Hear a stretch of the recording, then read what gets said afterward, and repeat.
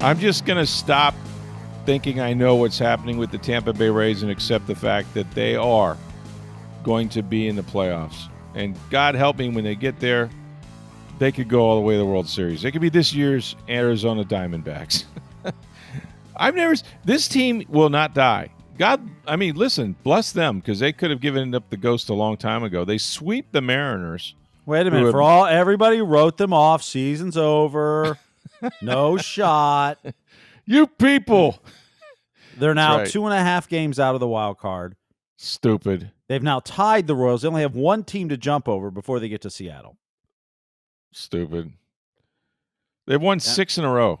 Yeah. 6 in a row. Had to sweep them. Pretty much needed to sweep them to do exactly what they're doing right now. And they did. And they did. I've never seen a game start like this. The Rays came out and were 8 for 10, the first 10 guys at the plate. Well, hold on. Before that, Adrian Hauser goes out and gets out of the first inning in 3 pitches. 3 pitches, right. And by the way, there's no excuse for the third guy, because I'm sorry. Like you said, if he hits a home run, maybe. No, because you shouldn't have an opportunity to hit a home run. If the first 2 guys of any inning are out in one pitch, you cannot swing at the next pitch. You just can't. I'm sorry. You have to take some pitches, man. Even if they're right down Broadway, it doesn't matter. So, 3-pitch inning for him. He pitched really, really well until one inning he got a little bit of trouble, gave up, 4 runs. But but by that point it was 9-0 already. It was 9-0, so it didn't matter. Man, I'm telling you, they're playing great baseball, hitting it all over, jumping on teams, getting out in front. That's what they did, when they had that stretch from like May 20th to June 20th or whatever it was, when they were hot. They did the same thing. They got on top of people all the time. Well, it's obviously easier to win when you're a front runner, but their record's like 50-12 or something. It's close. That's not exact, but it's close to that when they score first, right? Yeah. So when they jump on you, they're a handful. But man, and like Yandy Diaz had 5 hits, 5. And amazingly, that's the first time in his career. I saw that, and that surprised me. But then Junior Caminero came into the game batting 800. I think he was hitting 800 after his first 2 at-bats in the series. He was 8 for 10. 8 for 10 with I don't know, about 6 or 8 RBIs and 2 or 3 doubles, and, it was stupid. Like, that guy is just ridiculous at the plate right now. There's not an easy out in that lineup, except maybe when you get down to the 8-9 spots. It's crazy how you can just wake up like that as a team. Now, I think who you play has a lot to do with it. Seattle can't win a game on the road, not a game. They've been in this funk now. I think they've lost 14 of their last 17 on the road, something like that. So you can't explain that very well. But, man, it's remarkable. It's simply remarkable to see that they're back in this thing. And no reason to expect they can't do it. Well, they got to stay hot because, as we said, they're still 2.5 back. You still have to jump over the Rangers before you get to Seattle. You're starting to run out of games. You got, like 20-something left, maybe? 22? 23, or 23, I believe. 23, okay. Yeah, because you're 70 and 69. You're now above 500 again.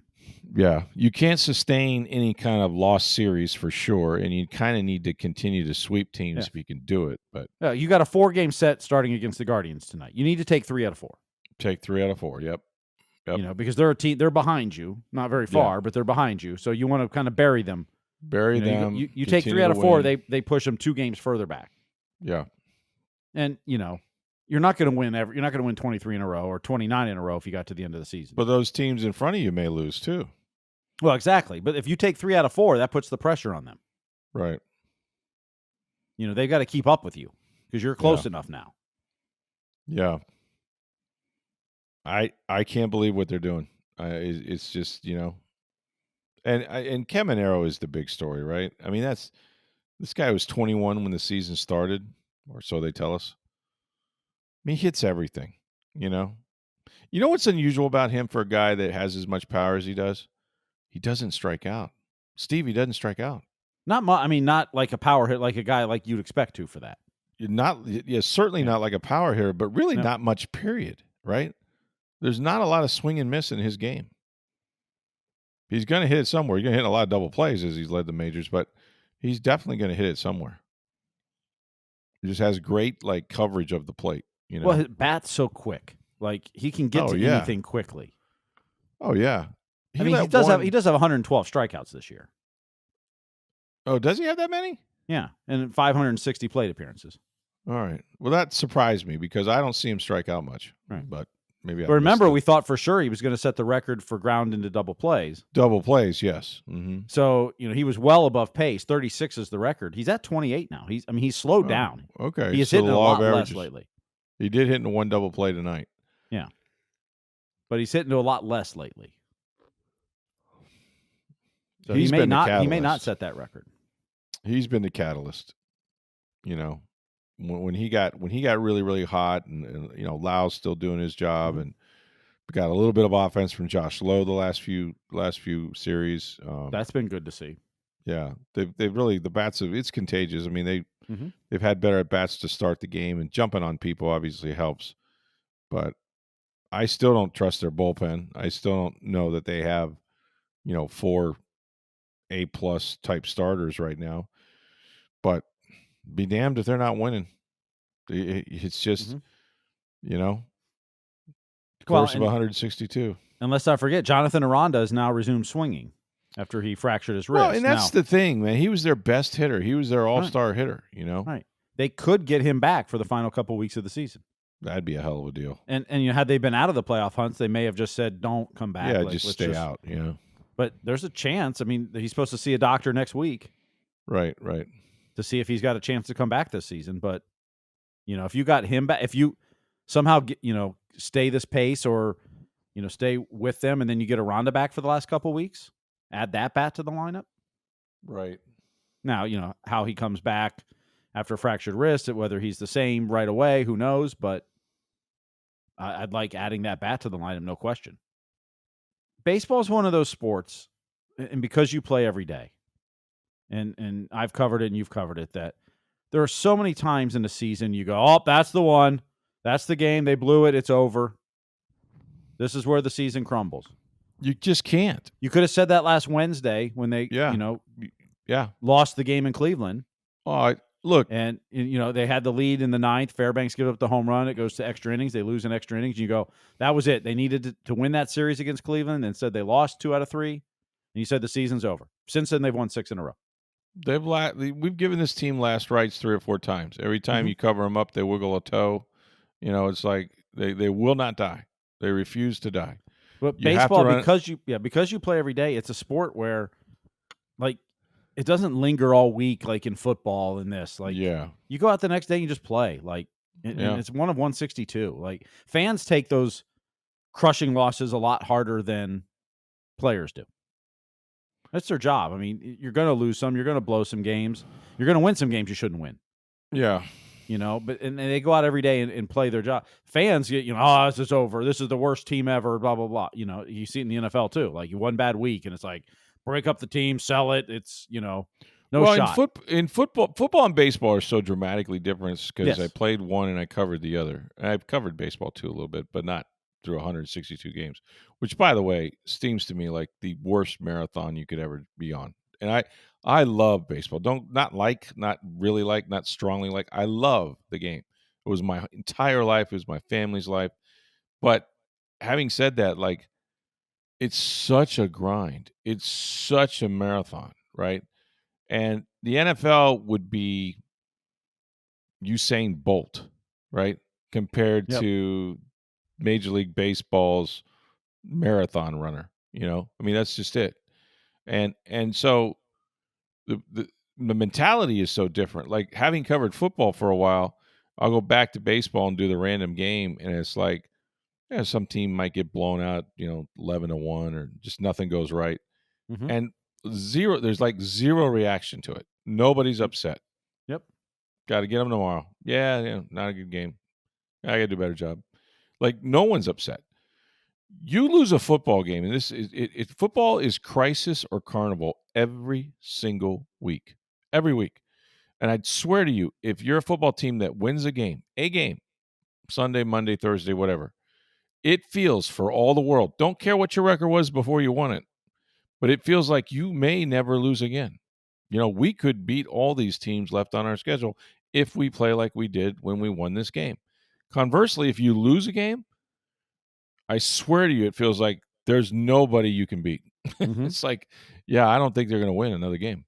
And that's just that. I'm telling you, that's just the feeling, because it's, every game is like, 16 Major League Baseball games in terms Yep. of its importance. So, But that's what it's fans and crazy. even analysts do now is one baseball game. It's like, oh, it's the end of the world. No, it's not. Yeah, they It's 1 treat out it of like 162. football. Yeah, I mean, it's I've told this before, but I've programmed radio stations over the years that covered football teams. yeah. The best season you could have for radio, like for a radio station, 8-8. is either go 17-0, phenomenal. 0-17. Yeah. Well, 0-17 not as good. You'll Yeah. get calls. You won't Yeah. get ratings. But Yeah, 8-8. so 17-0. 8-8 when it was 16 games. Win a game, 8 and lose a 8. game. Win a game, lose a Yeah. game. Because you go from we're going to the Super Bowl to this team sucks and Yeah, let's tank again, who we drafted number 1 overall next week, to the Super Bowl again, Yep. to who's We're the never top gonna 5 draft lose. pick, to We're gonna we're going lose to win every the game. conference. Yeah, I mean that's the fans go on that ride, and it's if you're not 17-0 or something, 16-1, 15-2, incredible, then you almost, I'm not saying that you're rooting for that, but as far as coverage, because the fans ride a roller coaster and they ride it with you. Yeah, they do. And the media and knows how to play that up too. But like you said, now it's gotten into, you could do it in hockey as well as baseball. Like one game and you're like, oh, they blew that game. It's the worst. This is awful. This team stinks. It's one game out of 82 or 1 out of 162 in baseball. NBA is the same way. Guys go, LeBron James goes out and the Lakers get blown out. You think he's sweating that? No, they'll go out the next night and Well, you can't. I mean, and that's the hardest thing, is to kind of let it go, because if you don't let it go, it will eat you alive. It's such a failure sport, and I struggled with that my whole life. I pressed, and you could hit a ball on the screws at 110 miles an hour, and if it's at somebody, you feel like, well, crap, I'm 0 for 1, or I'm 0 for 2, and I've hit 2. I got to get a hit this third time. When really, no, you just have to do what you've been doing. Just go up there and hit the ball hard somewhere. And the one thing about baseball that's so different is, okay, you go out and you get blown out tonight. You get 20-0, or maybe you blew a lead in the night. Tomorrow's starting pitcher had nothing to do with that game. It's true. Yep. Like, unlike basketball where the whole team's back the next day, it's or the hockey same guys. That's right. Baseball, it's like the starting pitchers for the next game weren't a part of that game last night. Nope. Because they hadn't pitched in 4 days. Right. Or 5 days, this whatever. This is what they've been waiting for the last week, is to get their turn on the mound. So maybe the lineup was, and a lot of times you might change the lineup a little bit anyway, but your starting pitcher was completely different. Right. He It's wasn't not even like a part of that team, to be honest. It's not like your quarterback's back out there the next day, or your point guard's the same every game, like basketball. And right.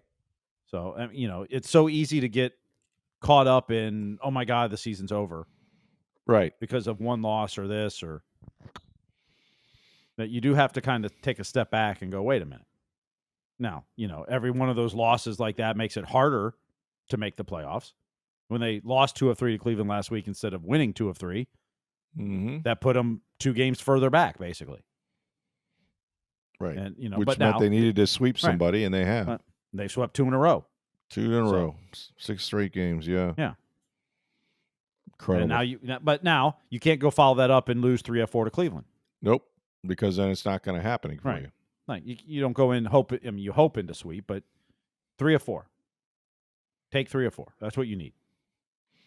Well, the fact that they got these last 2 series and swept them both means they can now go 3 out of 4, and still gain ground. So they made up the big difference, and now it's just winning series. And if you do that, you will have a reasonable shot. I'm not going to bet against them. I'm not a betting guy, but I swear to you, I wouldn't bet against this team. They're so streaky, streaky they definitely good, are that, streaky bad, and if they're streaky good, they could bury you. They could bury anybody. I mean, they got a bona fide, some people are like, well, this guy's going to be a great player. No, Junior Caminero right now is one of the best players in Major League Baseball. The man has 40 and 102, and there's still 20-something games left. 40 and 102. He was 21 when the season started? 21?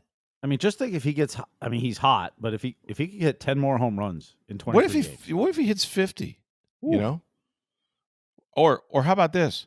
What if he spends a little more time in the major leagues and figures it out? I mean, that's mhm, the thing. Like the guy, he's done such a great job of like adjusting to how they were pitching him, and yep. then he had to counter that, and now he's adjusted back. You know, they were pounding him inside. Now he's able to lay off some stuff. That's It, what it was impressive about him even early in the year. So he got off to the hot start and then kind of struggled. yeah, And he's a 21-year-old. He brought his hitting coach from the Dominican Republic up, right. and because Smart. that's a guy who knows his swing, He knew his swing. Knew his knows swing. it, has known him for years, and worked with it. And he took that and got back. He's a 21-year-old that said, "I need some outside help." Yeah. Like, I don't have all the that's answers. mature. That's Yeah. mature. Let me go back to the guy that knows me the best, and that's so Yep. smart. Hmm. That's so smart. I've seen it happen. I mean, I had a phone call to my dad from Arkansas State. He goes, "What are you doing? Is Yep. a bat back over your head again?" Like what? Yeah, you kind of tend to wrap it. Like your swing's too long when you do that. Flatten it out. Like, and he was right. I looked at film. It was like, wow, how did you know? Because that's what you do. I know your swing. So yeah, I mean, it's all that, right? It's all of that, and then it's the wear and tear on your body and the grind, the mental grind, and so on and so forth. For a while there, they just looked like they were a tired team. And they had, look, you can't play 19 out of 22 on the road and feel good about it. There's nothing good about playing that many games on the road. Win No. them, lose them, whatever it is. You're gone too long. It's hard, man. Travel is hard. Even though they pull the buses up to the plane, and there's no TSA to speak of, and you're in the air in 5 minutes, and then you're on a bus, and you're at their hotel in 10 minutes, and Yeah, but a someone's lot of carrying your times you're bags. traveling overnight, or you're getting in the hotel at 3 a.m., 2 Sure you a.m. are. Sure you are. It's tough. Mm-hmm. It's tough, and I've then done no it one for a cares. season. It is tough. Yeah. Oh, I know you have. You were in that arena, and I've never had to be there. And I've got to be honest with you. As much as I love the game, I'm glad I didn't. I'm really glad I did. I don't think I could do it. Maybe I guess you condition yourself and you get the calluses of travel and all that stuff. But man, I don't think I could do it. Well, what's even Seriously. harder is like doing what Mark Topkin does, That's what I meant. As because a he's beat flying writer. commercial the next day. He's not flying with the you're team. not So on the he's charter. That's right. yeah. So a game ends tonight in one city, and you're playing the next night in another. The team leaves after the game and is in a hotel that night. Can sleep You're leaving in. it the You're next in a day. flight at 7 a.m. Yeah. trying to get to the next city. Like Yeah. that's a grind. I mean, Yeah. the baseball it is too, but Well, covering it is even worse. football is a temporary grind. You're not gone for 4 or 5 days. But like for example, week 2 at Houston, I'll get up, probably fly to Houston day of the game because it's a 7 p.m. Monday Night Football game. And so I'll leave probably around 11 a.m., get into Houston about 1:30, 2 o'clock, 2:30, go to the stadium. I'll work. I'll probably get done about 11:30, 12, and my flight is at 6 a.m. back to Tampa. I barely have a reason to get a hotel. But if I do go back to one, it'll be for about 2 hours. And somewhere you got to record a podcast in there. It's somewhere we got to do a podcast. That's right. That's why I'm going back to the hotel. To truth be told, I'm not going to sleep in the damn bed that we're paying for. But yeah, it's just different. And I think what else happens too a little bit is they're at the point now of the season where they can see the finish line. Like at 20 games, you can see it, right? We're in September now. We're out of the dog days of July and August. It's like, okay, this is the stretch run. This is when you get your sprint, to the finish line. And I think that helps you mentally, because those dog days are long, man, long and hot. And they were really hot this year. But they've come alive. They've come alive as a team. They had a little beanball thing going on, during the game. Yeah, Josh Lowe got hit, and then he really knew it was deliberate and intentional. They had first base open, and then about a couple innings later, the Rays took out one of their guys, and then both teams got warnings. It was handled by the clubs. It was like, okay, eye for an eye here, but and that's the way it should be handled. yeah, and it was over. Yep. And it was over. Look, they've got a good ball club. They need to get Aranda back. If they do that, it's going to be Certainly, they'll be way more competitive than they are, but I would not count them out. You can't kill them. You cannot kill the Rays, and who would want to? But they're doing a nice job. So the Bucks are begun their preparations for their Sunday game against the Atlanta Falcons. Listen a little bit to Raheem Morris's press conference. We'll get into that here in just a second. But first, we want you guys to go visit our friends at Breitling Boutique. That's in International Plaza Mall. I'm sure you've been there. If you've not, why not? You go to the center of the mall, go upstairs. That's where you're going to find the Breitling folks. Now, the company itself has been making Swiss watches now for over 140 years. Breitling Boutique has been in International Plaza for more than 5 years. And I was up there the other day, true story. I looked in the window because I wanted to see if they had any of those NFL team watches. And this has been one of those specials where it's while supplies last. There are 30 different team watches. They have on the chronomats for men. They have the color of the team and the logo on the face of the watch. They're spectacular. And yes, folks, I did see a Tampa Bay Buccaneers team watch, and you can too. And you can buy one as well at Breitling Boutique.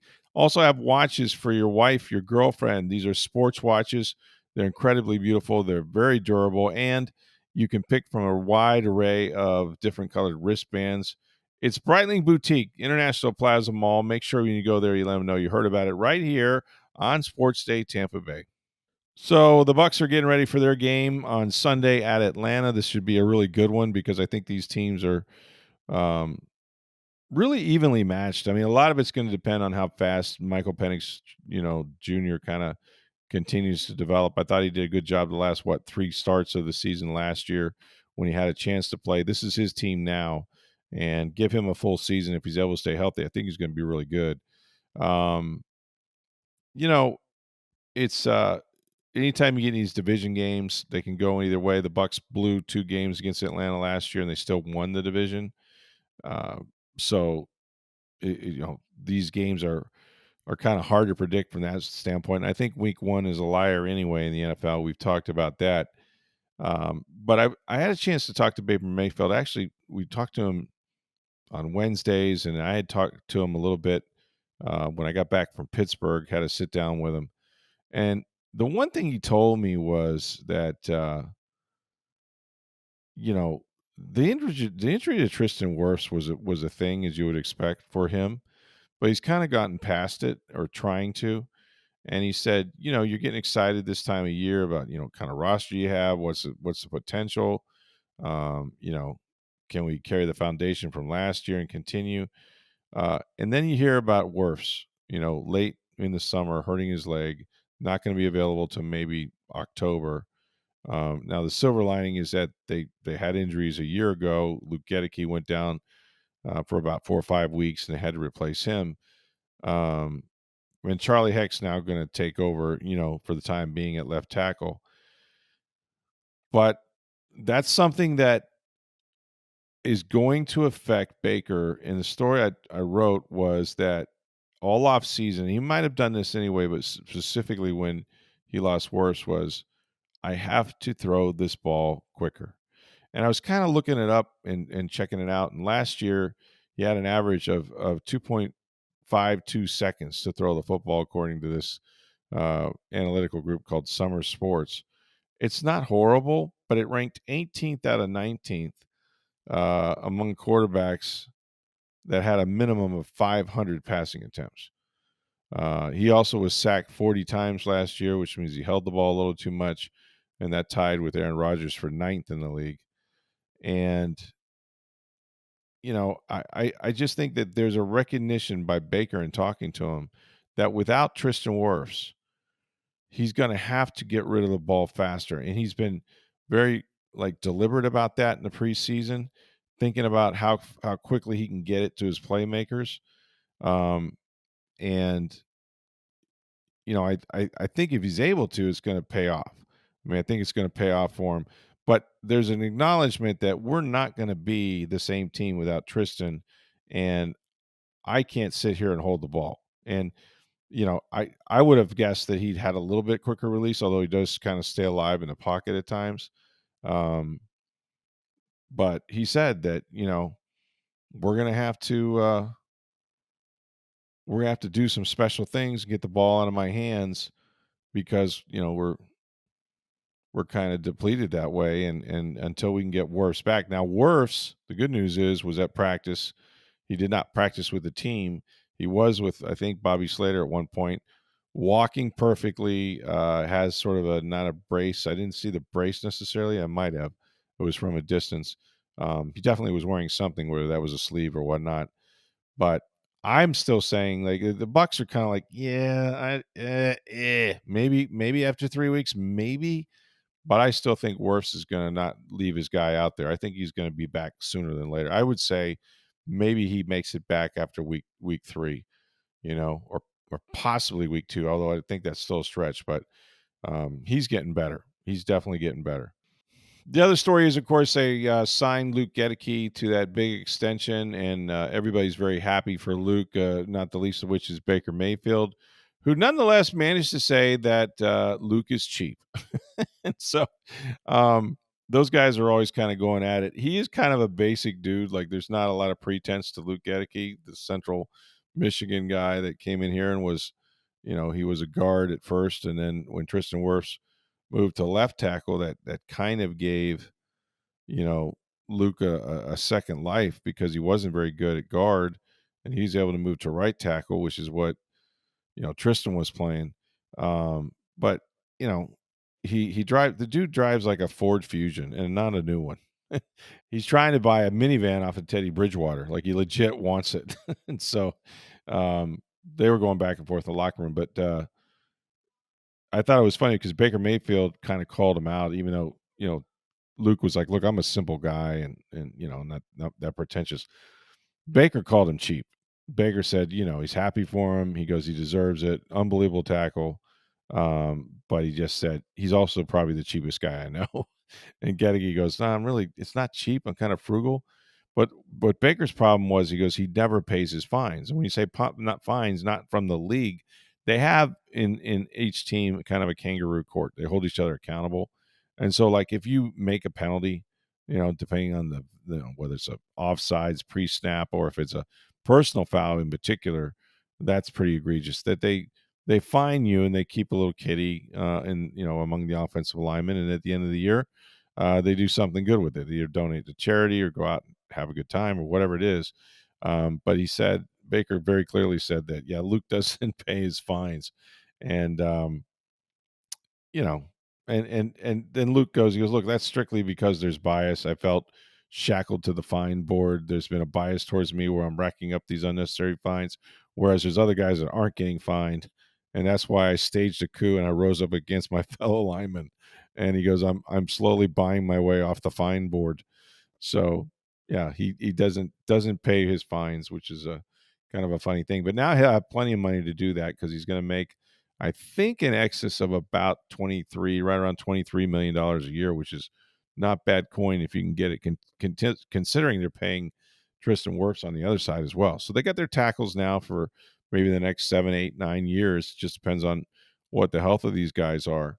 But happy for Luke. He's one of the really good guys. He's very, very self-deprecating. He's got a great sense of humor. Real cooperated with us in the media and all that. So I think everybody in that locker room is pretty happy for him because he is a simple guy and there's no pretense to him. He just works his butt off. But to have him and Tristan Wirfs together, if you're a franchise and you say we've got the best tackle at left tackle in football, and we've got an all pro quality right tackle, and we have a center that we think is going to be in the Pro Bowl sooner than later, that's a damn good place to start. And you still got Cody Mock, and Ben Bredesen may give you a few more years. So, it's really a luxury if you're the Bucs to have two bookend tackles as good as these two. Like, they're both excellent. Obviously, I think Wirfs is going to be a gold jacket guy if he plays long enough. But Luke is no slouch. He's no slouch. And when they lost him last year, they had to go to Detroit and play without him. And Aiden Hutchinson had basically 5 sacks. It counted to 4.5, but really it was 5. And so you hope that doesn't happen. If you're a Bucs fan, you got to hope that Charlie Heck can hold up, or they can get him some help over there. We'll just have to see. Speaking of the Bucs, they're celebrating 5 decades of the football season, and the Times has captured, that is the Tampa Bay Times, every triumphant moment, legendary player, and unforgettable season in a limited edition 176-page hardcover coffee table book. And you can order the book called Fire the Cannons, and it's 50 years of Tampa Bay Buccaneers football. Order it now, and you can lock in a 25% discount off the $44.95 retail price. Now, that discount is here only until October 2nd. So pre-order at this website, bucks50.pictorialbook.com. That's bucks50pictorialbook.com. The commemorative book will feature all the photography as well that we have at the Tampa Bay Times, as well as stories from your sports writers here locally.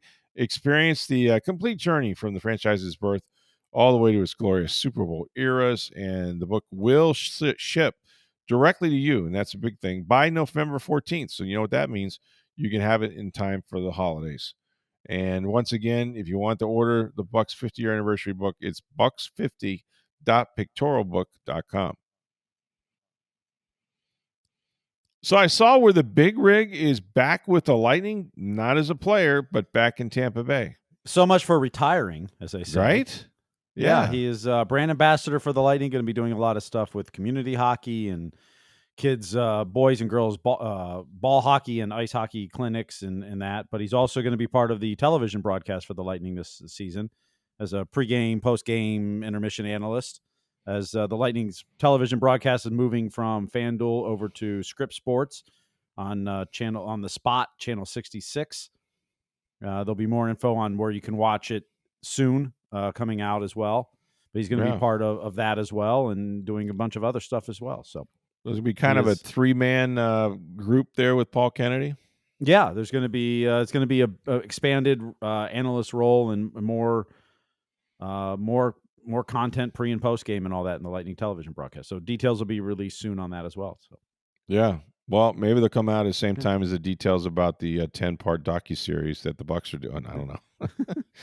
But yeah, but Big Rig is retired here in Tampa Bay, so he belongs here, man. Mm-hmm. That's one of those guys that during their Stanley Cup runs, yeah, I know you. You know what I mean? Recognizable for both the way he plays and his beard and all of that. But he brought a lot to that team. A lot of toughness. Just he's been on how many Stanley Cup teams? At least two different Stanley Cup teams. Three straight Stanley Cups he won. St. Louis and then the 2 in Tampa Bay. That's crazy, man. Yeah. That is absolutely, and it's not an accident. It means that you were contributing a lot to all those teams, obviously, and that's why you won the ring, or the cup. So that's pretty cool. Pretty cool. All right, so I'll be back at practice. We'll have a chance to talk to Josh Grizzard today. Where are the Rays off to next? Cleveland? Well, they're hosting Cleveland for 4. Hosting, okay, gotcha. Yeah, and then they'll have one more homestand after this at Steinbrenner Field. Wow, that's it, huh? Yeah. It's crazy. Oh, they're right there. They're red hot. They're one of the hottest teams in baseball. It's 6 in a row and counting, and Junior Caminero is carrying them a little bit as well. So we'll look forward to that. And we're getting so close. Oh, by the way, not for nothing tonight. Dun, dun, dun, dun. The start of the National Football League.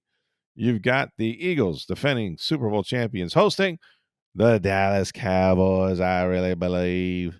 Are you ready for some football, man? I really believe we're better without Micah Parsons. Michael Parsons, as he called him several times. Yeah, Michael. Although, if my man has an L4, L5 disc problem and they want to give him an epidural before a game, good Lord, man.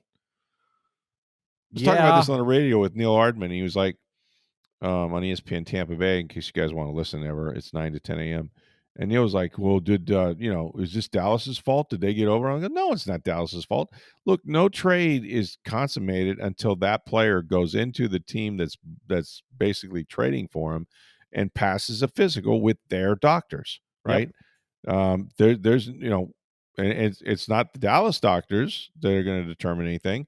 It's the team in which you're sending them to. And until or unless they sign off on that trade is voided. It's not a trade until you can pass that physical. And, and now you've got Micah Parsons, who's got this back issue and may have to take an epidural. Don't know if he's going to be able to play the first games. Everybody's like, Did he get over on him or what? It's like, no, that's not Jerry's fault. I mean, whatever Jerry knew or didn't know is irrelevant because it's up to the Eagles to protect their own house. That's why you're supposed to give them, physicals and pass or fail them. And look, not every doctor diagnoses things the same. I've told the story where John Lynch was failed on a physical, ending his Tampa Bay career. It was a Hall of Fame safety. Ended it because they said it wasn't safe for him to play. But he got someone in Denver to tell him he was okay, and then he made 4 more Pro Bowls. Just think how Nick Saban's career would have been different if Drew Brees had passed the physical in Miami. Yeah, right? Like, that would have been huge. I mean, he probably would have never coached college football again because I think he would have had a lot of success down there. So, yeah, you just don't know. But, all right, so busy day tomorrow. Go see our friends at Breitling Boutique, International Plaza Mall. Check out the NFL team watches. They did have Buck Watch when I was there the other day. These things are tremendous, and they have watches for your wife or girlfriend. It's Breitling Boutique, International Plaza Mall. Hey, thanks for listening, everybody. For Steve Versnick, I'm Stroud of the Tampa Bay Times. Have a great day, everybody.